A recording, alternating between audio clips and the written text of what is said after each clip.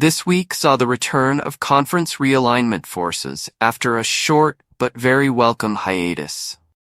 It was announced late on Wednesday night that Boise State, San Diego State, Colorado State, and Fresno State from the Mountain West would be joining the Pac-12, which currently only consisted of Oregon State and Washington State.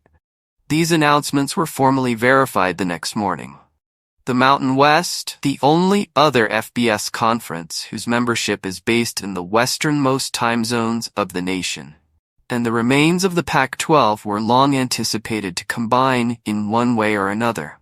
But after being ripped apart the previous 2 years, the Pac-12 became a predator when the two conferences failed to renew their football scheduling agreement beyond this season. Opinion. The addition of Mountain West institutions to the Pac-12 raises the bar for meaninglessness in college sports. The Pac-12, which now consists of 6 institutions, is unlikely to remain unchanged, particularly in light of the NCAA's requirement that a conference have 8 members in order to be classified as an FBS league. The Pac-12's decision to include the 4 Mountain West institutions is described by Yahoo Sports as the first phase in a multi-phase expansion endeavor, suggesting that the league reorganization is just getting started. Where will the Pac-12 go in its ongoing efforts to bolster its membership? The following 8 additions would be appropriate for the league's reconfiguration. Prospects for Pac-12 Conference expansion. Memphis. The Tigers are likely the most desired or overdue for a move-up school that isn't currently in one of the Power 4 conferences. In a community that is passionate about hoops, they have a legendary basketball program that often performs in front of sizable home audiences. Situated in a talented region of the nation, their football program has won at least 10 games in 4 of the last 9 complete seasons. FedEx, which has promised to provide $25 million over the next 5 years to help Memphis's NIL initiatives, is financially supporting them. Ultimately, the Tigers may have to decide whether a certain move is really worthwhile. The Pac-12 has changed throughout time, and its winner is no longer guaranteed a spot in the college football playoffs. Would it make sense to transfer from the American Athletic Conference to a conference that, on paper, is just slightly superior? Tulane. For some of the same reasons, it would make sense for Memphis, a long-standing league partner from its days in the Metro, the USA, and now the AAC. The Green Wave, who had only seen brief spurts of football success since leaving the SEC in the 1960s, have gone 23-5 in their last 2 complete seasons and seem well positioned to carry on that run with John Sumrall as coach. Tulane would bring a rich private institution with a large alumni base and a big metropolis, New Orleans, The Green to the Wave Pac-12. are Asking themselves the same thing that Memphis is. Does it make sense to go to a Western Conference? UNLV. The Rebels' exclusion from the group of Mountain West universities the Pac-12 added was maybe the greatest surprise. In the past 40 years, UNLV's men's basketball team has won a national title. Meanwhile, the football team, which is playing well this year and finished 9-5 last season, is off to a 2-0 start in 2024, including a 27-7 whipping of Houston.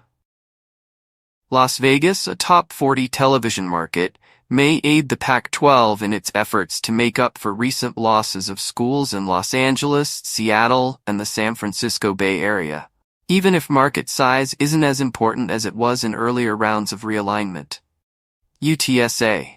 It's hardly the worst idea for a league trying to strengthen its football credentials to have a presence in Texas. The Roadrunners, if any, are among the best non-Power 4 alternatives available in that state.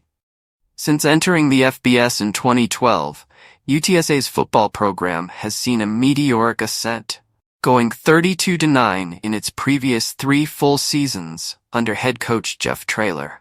It's situated in a significant media market, much like many of the previously named universities. But unlike New Orleans or Las Vegas, San Antonio only has one professional team that the institution must compete with for media attention. North Texas, which lies roughly 40 miles north of the Dallas-Fort Worth Metroplex, would also make sense if the Pac-12 is determined to enter the Texas market. New Mexico. The Lobos are located in Albuquerque, one of the 35 largest cities in the U.S., and they represent the biggest university in a state without a professional team. They are a geographical match for the league, in addition to having a historically excellent basketball program and a devoted local fan base that consistently places them in the top 20 schools in college in terms of attendance. Despite having just 2 bowl trips in its football program since 2008, the school recently signed Bronco Mendenhall as coach.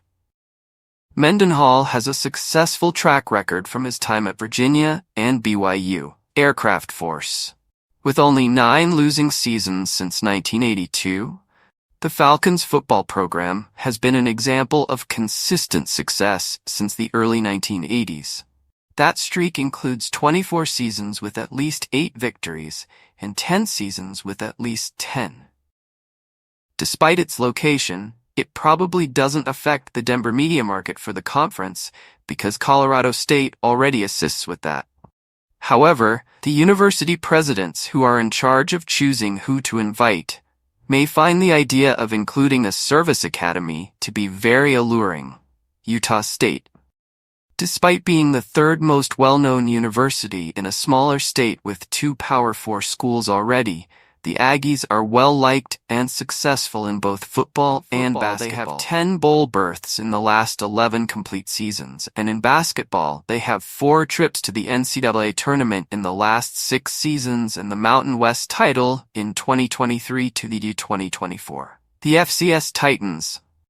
This classification encompasses North Dakota State, South Dakota State, Montana, and Montana State for the sake of conciseness.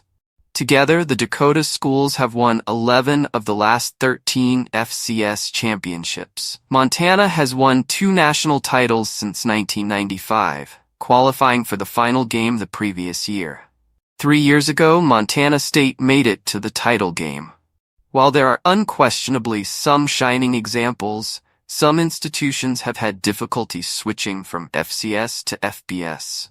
Despite their accomplishments, the 4 FCS schools indicated above would be financially lagging behind the 4 newcomers from the Mountain West, who all invest much more in football.